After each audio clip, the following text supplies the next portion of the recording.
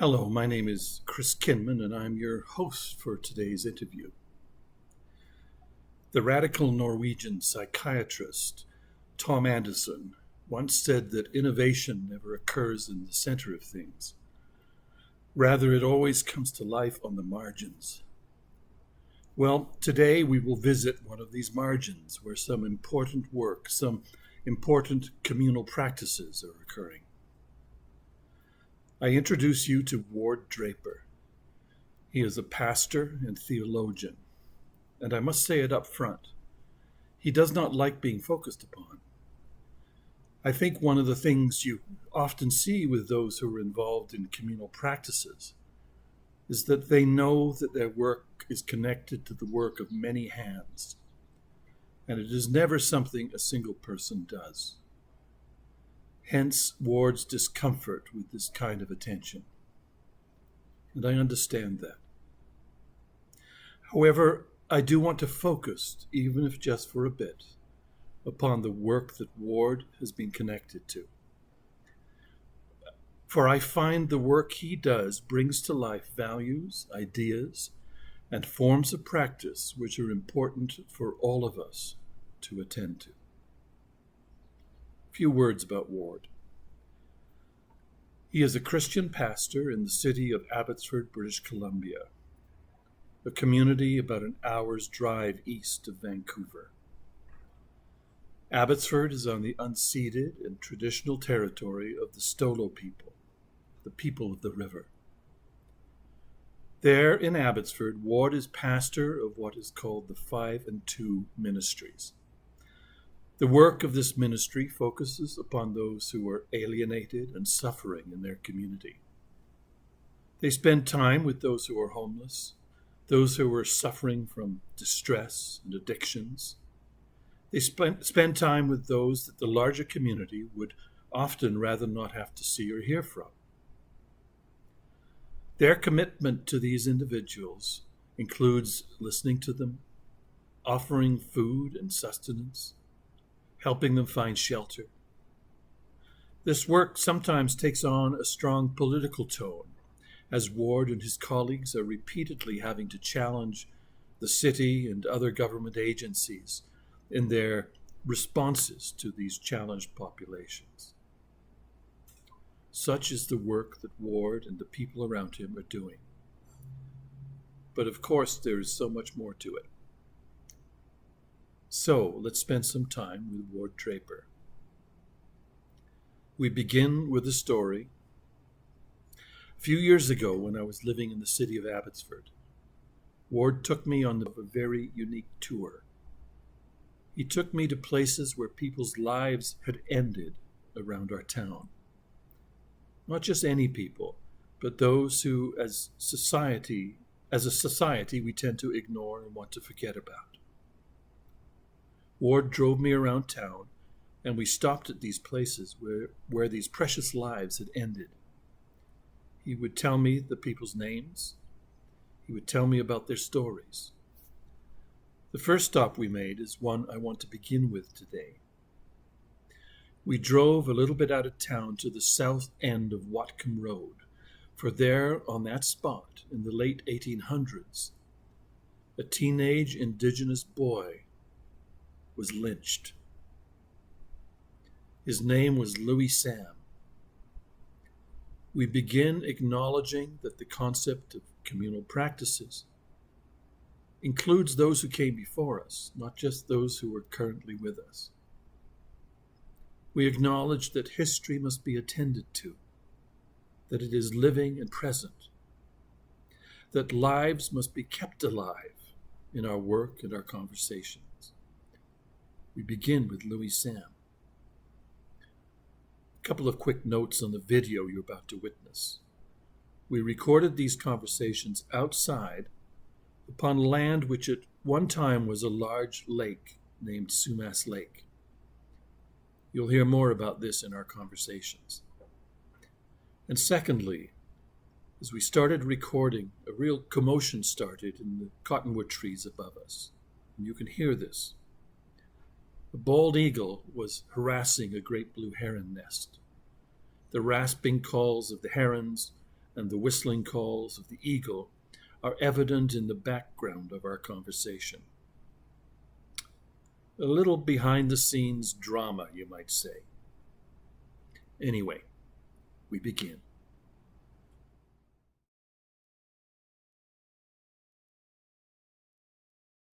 So Louis Sam, Stolo boy, Yep. and the world kind of fell apart on him. Well, his is a little. It's an under discussed story, under known story in our community. Because as far as I know from what I've read, he's the only known racially motivated lynching in Canada, where he was falsely accused for killing a shopkeeper across the line, and that was 1894 or 1884, one of the two. And the guy that and his girlfriend, who actually killed the shop owner, set up Louis Sam, and they planned the lynching, the abduction, and all that stuff at a church get-together. Surprise. And then apparently they dressed up in drag to look less threatening when they came across and came to find the kid. And they found him, and they were escorting him back to the U.S. side of the border after taking him from a home in Abbotsford. And then halfway to the U.S., they stopped and decided to kill him right there, right on the shores of Sumas Lake, which is, of course, no longer, because we've decided that Dutch farmers needed some space, and he's largely forgotten. The only mention of him in any sort of marker in Abbotsford is over by where he was hung, talking about Sumas Lake. But if you just took his name out of that story, it wouldn't have affected the narrative they wrote at all. Yeah. And the vast majority of people I know haven't got a clue about who he was or what has happened. The original site of his village is now Big Steel Box in Abbotsford, right? So, and then the RCMP and the law enforcement on both sides of the border, all the laws just dragged their ass because they don't want to cause a international kerfuffle, and it just kind of went away. You know, nothing was really ever brought about, and nobody was punished, nobody was anything. His handcuffs, the handcuffs they had him in, and his rifle are, I think, just collecting dust in the New Westminster Museum, which I think should be on display in like our Abbotsford Museum, but you know, what would I know? So, but I think those are items that should be publicly displayed, but they're not. Right. Yeah. So, but yeah, he was 13 or 14, and yeah, the first, as far like I said, the only known racially motivated lynching that happened in Canada compared to the thousands in America.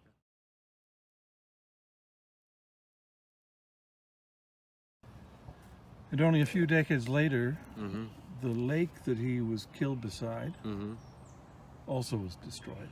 Yep. As you mentioned, the Sumas Lake, which was this large body of water, shallow body of water that would go up and down with the Fraser River, the freshet of the Fraser River. Yep. They decide, and the Sumas people lived off it. It was their sources of food and spirituality. And, in the summertime, they used to live on homes built on stilts out on the lake to stay away from the mosquitoes. Yep. And then in the 20s, it was diked. But the lake's being taken away, and now it's being removed by these canals. Well, I think it was 1860s, sometime in the 1860s or so, that the Royal, what do they call them? The Royal Commissioners, Surveyors or something, were out here doing surveys of the lake when they were starting to divvy up the land for the colonials.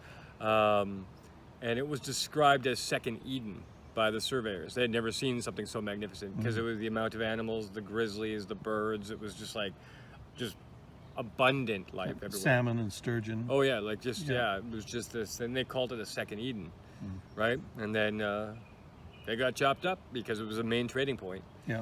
Right? Instant access to the U.S. It was a very popular spot for trade.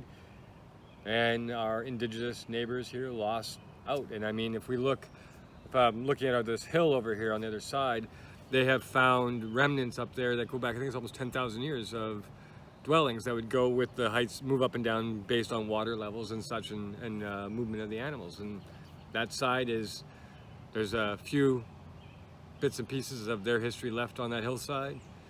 And we got a drainage canal on this side. And they're stuck in a little refugee camp that we made just in the corner where they used to live across all of this, right?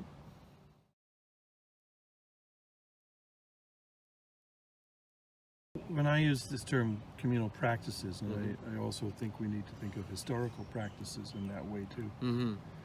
How important is it for those of us who work with people on this land to know these stories? Well, narrative is it's the only way that humans have ever really learned, right? It's always been, since we created writing in, what's this city called? Urduk or something like that, when we first wrote words down, 5,500 years ago or so. The first things we write is story, because we have to remember or we fall apart. And we don't do a good job with story, I don't think, anymore, because we have such a bite-sized society where it's, top 10 lists, top 5 lists, and the information is just so disposable.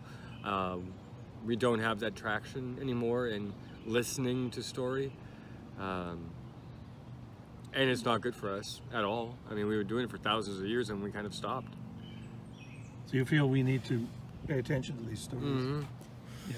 There's great, and the great thing is too, is that when we look at stories, particularly when you go back millennia, go back 3,000 years or something into what we have for existing literature and the stories that are told, and how wonderfully similar they are. How humans had the same stories everywhere in the world, and how there was that bond between, the tales that we told.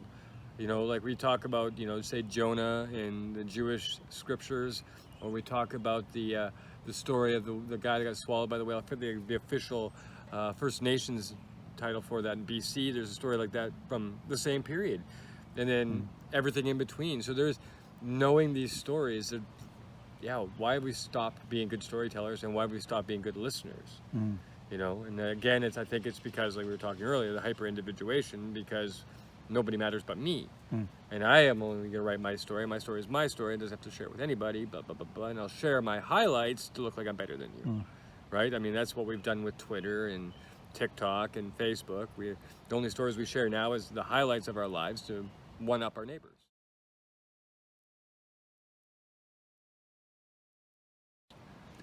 I remember a few years ago now, you were going to take me on a tour. We started, actually. Yep. Around Abbotsford. To pay attention to where people had died. Particularly where the poor and the homeless people had died. And you felt that was an important story to tell. Stories to tell. And you started by taking me to the spot where Louis Sam died. Then we went to a couple of other ones and your car broke down. Yep. Sounds about right. Yeah, well, it's important because, we forget, particularly in this age of such disposable everything, right? Everything is disposable. The information that we read on the internet, the people we meet, we treat everything as disposable. People that are, homeless, or if they're indigenous, or there is so much disposability. There has to be some sort of remembering, and we do. Right now, I think we've just done such a horrible job this moment in history. It's probably, when did we start killing that? When did that start happening? Probably the early 80s, maybe? Maybe, probably around there, when we started to develop the idea of the lifestyle, the Western idea, the concept of lifestyle, so I could then further, individuate myself. Right. Right, when we started to go, look, I'm a yuppie, or I'm, That's right. whatever it was. Yeah. Like they started to create the lifestyle narrative. which is just, again, this deterioration of connectivity. We're now breaking off into elite groups, and now we got to this point where I'm just the center of the universe. I mean, it is just this horrible trajectory that we're on, and if we don't remember our neighbors, if we don't do any of this kind of acts of remembrance, I think we're doomed. Yeah. Right?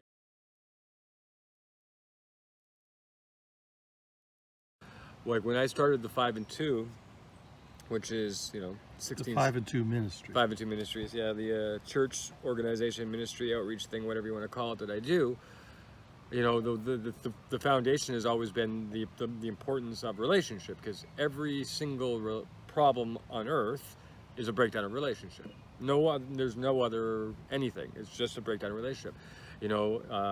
Be it banks collapsing, it's because they're not having a relationship with their members. They're not having a relationship with other businesses.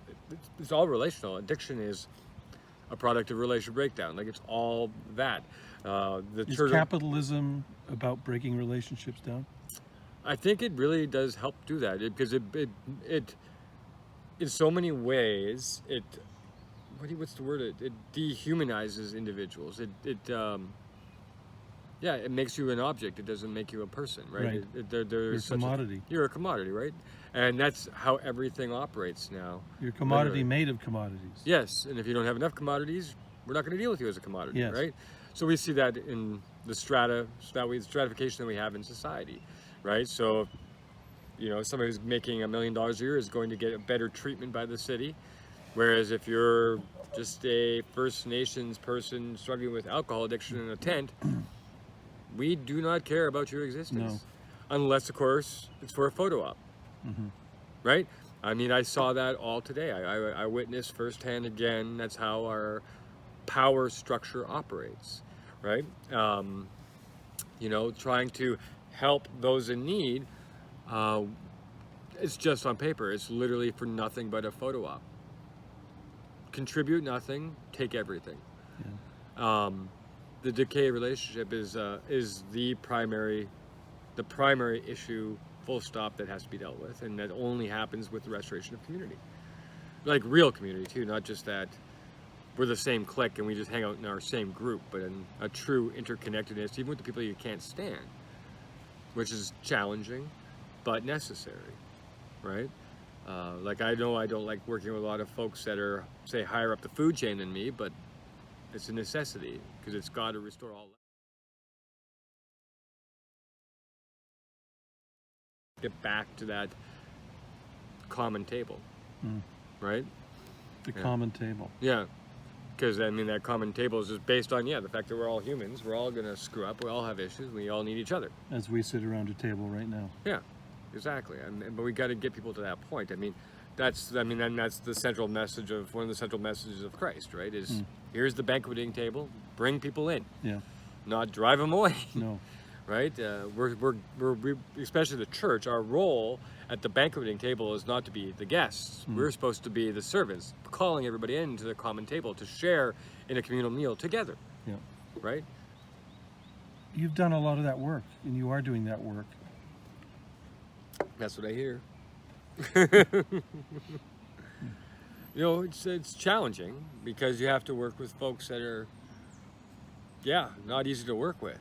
And that's not just because of mental health and addictions. It could be because they're pretentious, wealthy fucks, right? Like, it's that whole spectrum. So you've got to learn what humility really means, how to be meek, and the stuff I've talked about with you, how to be the Annuim, right? Learning how to empty yourself to make space for that other person that you might not want to stand, or that other group you can't stand.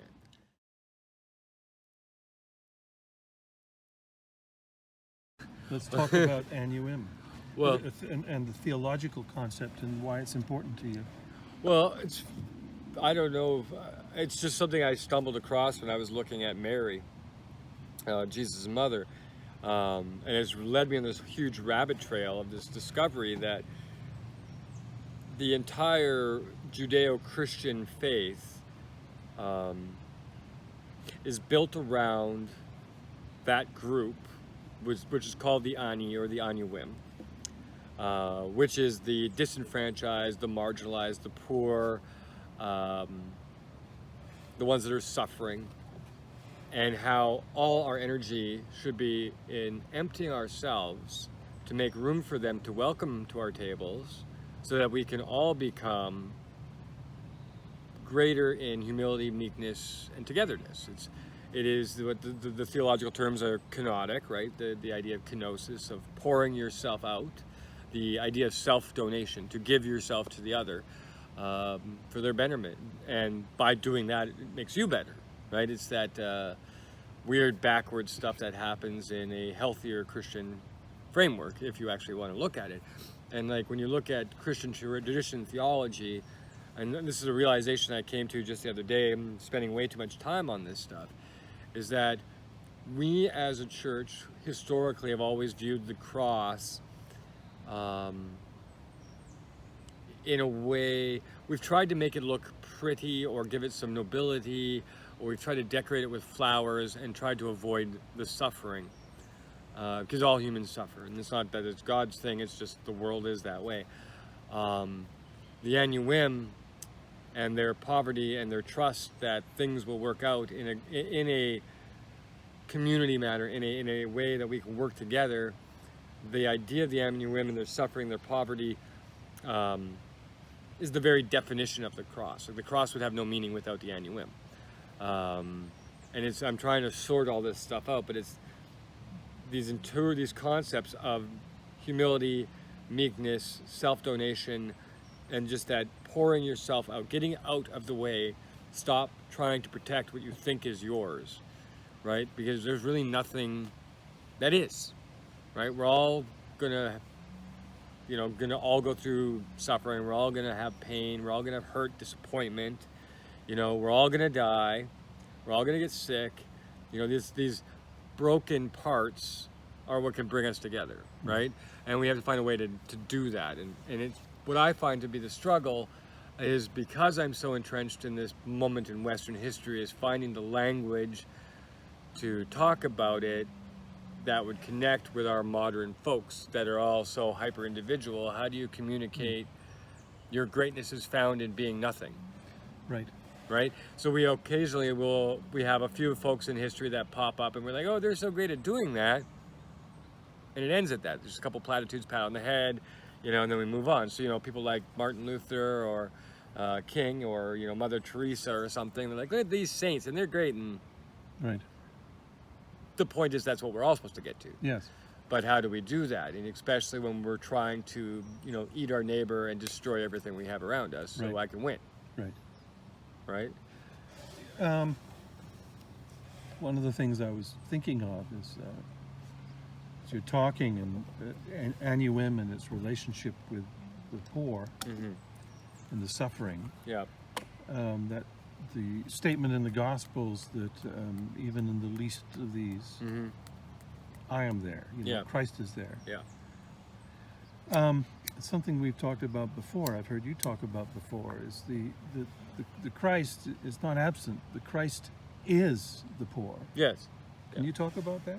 Well, this is one thing that's never really stuck well in church history, is Jesus himself on a human level, if anybody, if you believe it or whatever, but he was physically born as an Annuim into that group of the poor, the marginalized, and the suffering, physically born that way to his mother, who was also that individual, in a space that was all Annuimic. Like, he was born in a town of these types of folks. But what's happened is the church decided to spiritualize that so they could just fluff it off. That it could be just a mystical experience, not a human experience. And by our movement away from accepting and living in that truth that not only was Christ a spiritually poor person, that he was willing to be humble on a mystical level, but also in this day-to-day flesh level, we've moved so far away from the understanding that the historical person of Christ was born in this specific group, which is the incomplete underlying stream of the entire Judeo-Christian text. Starts with Moses going, you got to protect the poor. It gets more robust and develop as we move through the text throughout Israel's history, and then with the manifestation of Christ, then the church elevated Christ to a spiritual level, removing the more of the humanity of this, and then the church just said, you know, we can take care of them in a spiritual way, so we'll just pray for the poor. We won't engage the poor. And we're not just talking about people economically poor, we're talking about people mentally, you know, psychologically, you know, whatever. There's poverties of all sorts, but they just found a way to just fluff it off into something spiritualize it away.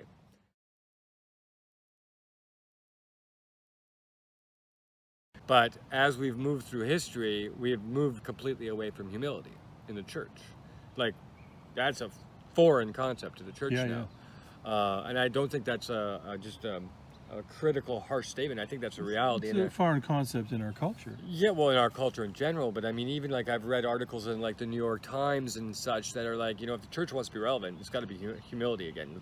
That's the only way the church will have any value again. So we need to at least start to reclaim that. And has it ever been more needed now? Oh, unbelievably so. With the histories that are going on in our part of the world. Well, yeah, you've seen that today with that one asshat, that priest or bishop that was did that sermon the other day going, well, there was actually some good stuff if people look back at the residential schools. I'm like, dude, really? Like, really? This is the time to say that publicly on your televised sermon? You arrogant prick. I mean, there's no humility in a statement like that. That's just arrogant. Yeah. Self-righteous arrogance.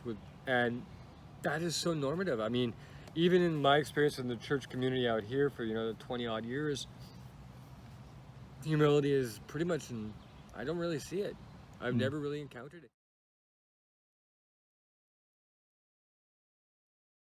So yeah, the women just kind of had these rising spots, and then it just starts to crumble. Yeah. It just deteriorates. And it's quite a fascinating period because they established how important it was for community, because a lot of these early convents in that period, in the Middle Ages, it was usually like an aristocrat of some sort or somebody with nobility. That family would start something. One of like the women that was a widow or, you know, a spinstress at the time would kind of like become the center, and they would fund that, and community stuff would happen around it, and there would be a participation where people were, you know, working the gardens together and learning together, and women had access to books, and the poor folks had. So there was, but then something exploded, and what I just kind of lean towards is that rise of that capitalism germ in Italy, right? Work with marginalized demographics for a very long time. I've been a marginalized demographic myself, blah, blah, blah. And what we see is just so much slacktivism on these issues. That is the predominant norm, right? So, you know, they'll have a great rally for the homeless, and they'll have matching things, and they'll have posters, and and boom. Yeah. And then there's this other social, and boom. Yeah. It's all this. Oh, do I know about that? You know what I mean? Like, so for me, that is always the more predominant thing. That was the big reason, one of the big reasons I left the church. Because they'll do this good thing for a small period of time, and then, okay, let's do something else now. Yeah, and then they'll publish everything they did, take pictures, make all that poverty porn. Well, yeah, they're very good. That's a good term. And this whole idea that your left hand shouldn't know what your right hand's done, that idea is just out of the window. Oh, that's completely out the window. Yeah. Right? Like, that's when the people have a beef with our church, is because we don't create poverty porn. Like, I'm not taking pictures of every poor person I'm handing a bottle of water to. And even when I ask you, and I'm aware of this, when I ask you to talk about the work you do, you're reluctant. Well, yeah. And I understand that. Well, yeah, again, because I'm not interested in, like, it's not about what I've done. I mean, it's whatever. I think it's just whatever, right? It's, I mean, it's, I don't know. I don't bother talking about it. Like, we don't even write reports about this. We had our AGM the other day, and people were like, what'd you do last year? Stuff. Right? Like, people don't need to know that I've fed 6 starving mothers one day, or what, you know what I mean? Like, I just don't care, right? Like, it's not their business. Yeah. Right? It's, I don't know. I have a hard time with that. It's,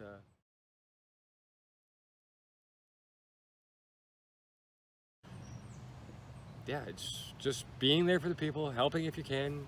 If you can't, just sit with them while they're screaming. Okay. Right? Like, I mean, you know, I was talking with Jesse today, who's like my right hand with the organization, right? And It's difficult because we could respond like everybody else around us, and the minute one of our friends who are staying with us at our shelter calls our staff, a fucking idiot or something like that, we could just throw them out and be done with it, and the entire world would be okay with that move.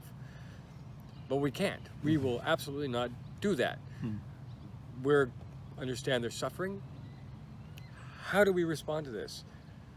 For everybody's benefit. Yeah, there we go. Right? Like, not just that person, but the staff and the environment. Like, it is a much more difficult approach. It is unbelievably challenging at times. But we can't throw somebody away because they're screaming in pain. And that's what's okay, even within the church. I can't tell me how many hundreds of times I've heard those stories. Well, this person came in and was demanding so many things from the church. I'm like, yeah. Do you think beyond that for a minute? Like, they're demanding this because there's something else at play. Well, that doesn't matter. I demand respect in this space. You have no right to demand anything, right? If you are actually following Christ, then shut the fuck up and do your job and take it, right? Like, get over yourself, right? And they just can't seem to understand that that's a way to do things. And it's harder. My God, is it harder at times. But it produces great results, great long-term results anyway. Like, there's more, I think there's always been more long-term results from that. I've always seen much more real healing. The scars are still there, all that kind of stuff, but I don't know, it seems to have better traction. It just does. At least that's from my experience, right? Like, so I can't tell you how many times people have threatened to kill me and stab me or called me a piece of shit. The people I'm helping, that's fine. I know they're not yelling at me, but again, the normative approach is either call security, call the police, ban them for life, ban them from property, get a restraining order. We're like, okay, you want to kill me? That's great, but let's go grab a coffee first. And that has 100% been effective at all times. It's never failed.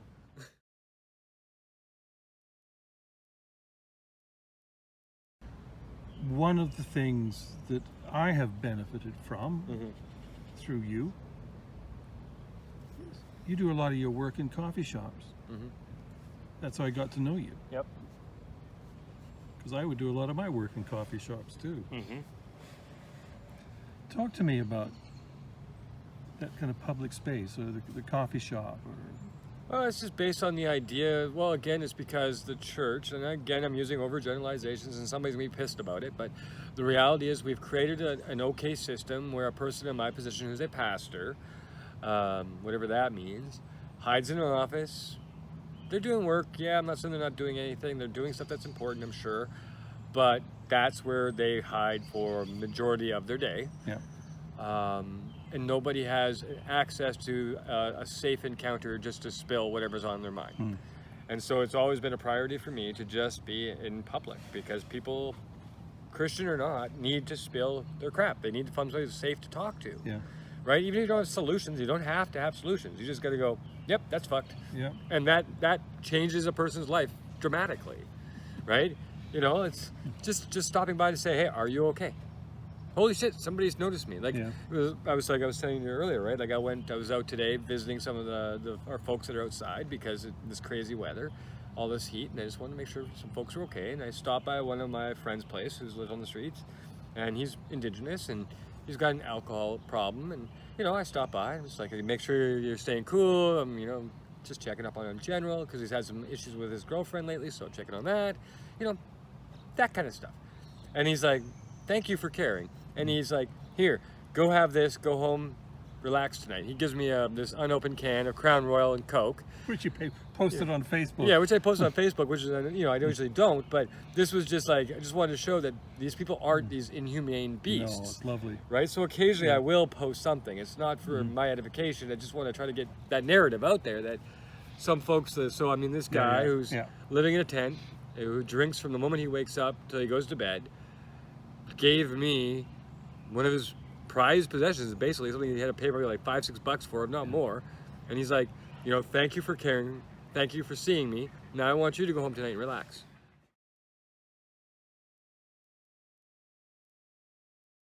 That event, to me, encapsulates so much. Yeah, I think that's the sum of it, isn't it? And well, the other element of it that it captures for me, I've kind of done a study of the gift exchange. And the gift exchange is never about gifts given. It's always about response to the gifts that are given, but to you. Yeah. It's not about what you're giving. Yeah. And that story is a beautiful example of that. Yeah. So I mean, it's I don't know. I think it's pretty cool. Like, but that happens. I can't even tell you how many bazillion times a month it happens. That's right? his dignity. He can give. Yeah. Dude, living in a he's tent. human. He's a living creature, and he can give to you. Yeah. Which is, I think, phenomenal. And I mean, it just happens, just on and on and on, right? Yeah. And it's great. Like the way our community comes together and supports each other, like our friends that are struggling outside and our friends that are, marginally housed, and just how everybody's kicking in something to make everything run somehow or another. Even in their most broken, dysfunctional way, it's good. We have, one person who's FAS, a few other mental health issues, struggles with addiction and homelessness, but they're like constantly bringing something to the table. It's like, I found a brand new towel in the dumpster and I thought you could use that to wipe down the table. It's like, awesome. I don't know the history of this towel, so just put it aside. But it's like when a kid makes you that card that you can't understand what the hell's happening, but it's like, yay, just go with it. Right. And my back seat fills up with this stuff all the time in my vehicle, right? I've got one friend of mine, she's finally been housed, and for the last I don't know how many years, one of the greatest things, one of my favorite things is that the fact she is one of the most amazing florists, untrained florist. She's got this amazing eye for bouquets and flower arrangements, and she makes these amazing roses out of the bark of cedar trees. Oh, wow. Right? And she struggles with addiction, and she's been through hell like you wouldn't believe. She's been recently housed a couple of years now or something like that. But for the last number of years, even when she was on the streets, one of the regular things she does for me and for Jesse is she brings me bouquets of flowers at least a couple of times a month during the summer and spring that she makes, and just and tells me how much she loves me, and makes these flowers. So this is when she's been living in tents, or when she's finally got her own little small, single room apartment thing.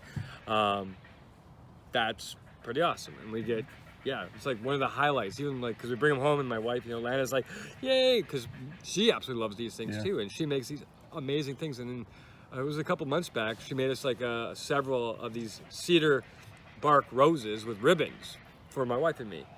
And so we have those just on our piano still, right? Like, they're not going anywhere, and it's freaking amazing. And, she's this amazing Indigenous woman, right?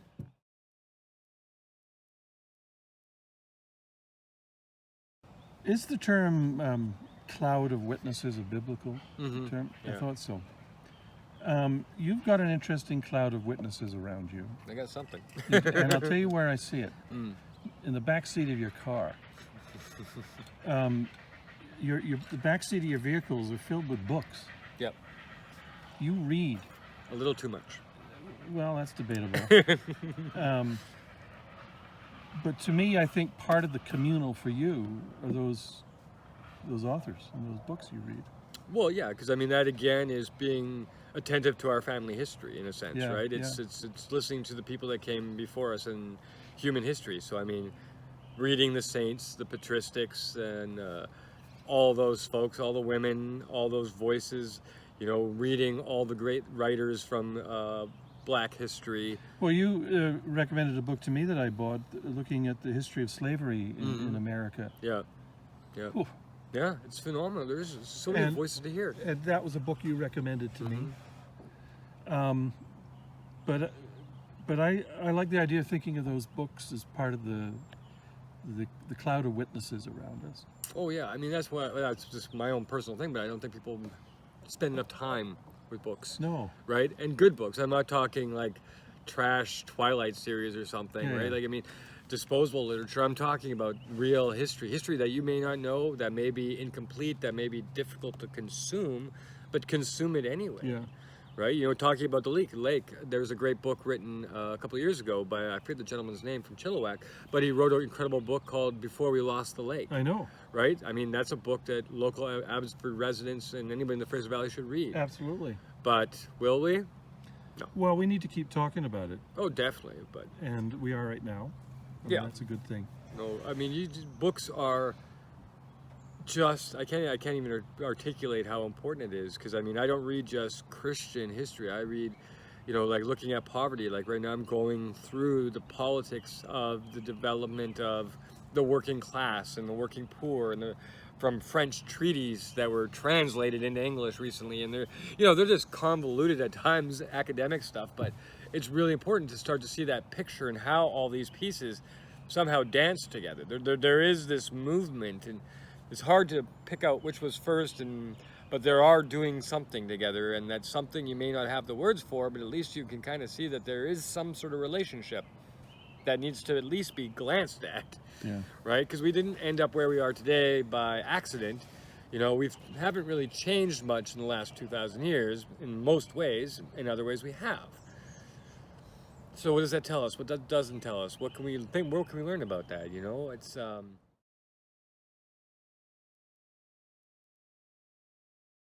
and it's all, again, that breakdown of relationship and all that kind of stuff. And I've heard your preaching, and this comes into your preaching all the time, if you call it preaching. Whatever I do, yeah. You just sit there and talk in your car with Yeah. your iPhone on. Yeah, pretty much right now, yeah. Is there anything else that you would want to add to this topic and this idea of anything we've touched upon, or the idea in general of communal practices? Well, with communal practices, actually being available for other people, right? Like, we have a Western system. The average North American spends something like 90% of their time inside of their house or their office, with next to no human interaction outside of those spaces. Find a way to meet people. Find a way to be outside, coffee shops, whatever it is. Find a place to meet the other, right? That is the biggest thing, because you're going to meet people that are totally not within your norm, within your group. And that's what we need to do first and foremost. And it's the most accessible thing, right? Like with people who come with the 5 and 2 and start volunteering with us, one of the things we encourage people is just start hanging out with people outside their demographic. Yeah. Doesn't matter where their demographic may be, if you're an upper class, well-off Mennonite, start hanging out with your average alcoholic on the streets. There is going to be a mutual transformation that occurs on both ends, right? So just find something that's different and hang out with them. You literally have nothing to lose. There's just, nothing to lose. Thank you very much. No problem. It's deeply appreciated. Yeah, don't mind at all. We'll do it again, I'm sure. Odds are pretty good, I guess. Thank you. Mm-hmm.